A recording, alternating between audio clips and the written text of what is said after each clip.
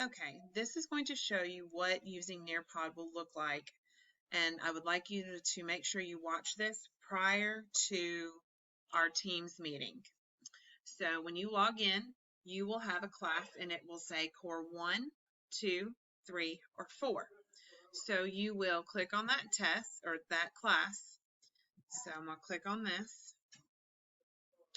And when you log in, you will see lots of different things. Okay, if you're here and once the class has started, then you can hit join. You can also click from the link to go that direction. Go ahead and mute that. So once you're in and we're having class, what you're going to do is go back over here to the corner. Now this is only if you're using the app, so I highly recommend the app. So you're going to click on the tab Teams, and this will take you back to our chat bar. So anything that we chat, you can sit here and say, hello, how are you? You can type in this just like you can type in the one that's in the actual video. Realize they are not the same. But there's going to be two different ways you can get to the Nearpod activities, which is what we're going to be using in class. One is you can see that I shared it right here. Also, if you look along the top, they'll give you many different things. So I'm going to actually go from that direction. The title of the Nearpod for this week is called Week 2. So you will click on that, and it's going to add in Nearpod. Okay, I'm not sure what this is over here, but okay. Let's see here. So you can either make it large or you can make it small, whichever you want.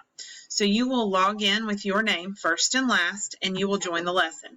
So it's just like how we're having it. So what you will do then is you will then wait for me to start class. So I will go back to my Teams, and I will start the Nearpod activity. And once I start moving, then I will control it. When we get to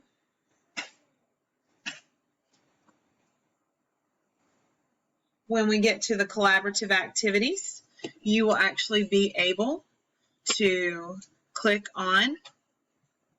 So I will be able to go. You will type. So one of the first questions is, would you rather share your room with a sibling or move into the attic? So you can either type in your answer, or you can actually go over to the picture. You can type in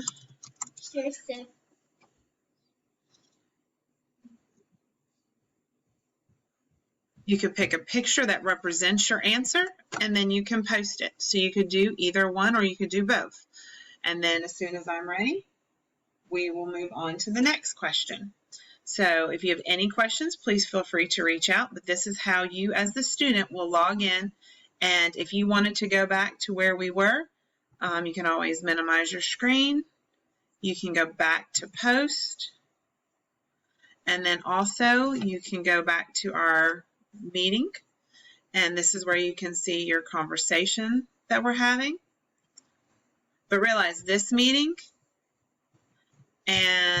or that chat and this chat are not the same. So please make sure of that. But if you have any questions, please feel free to let me know.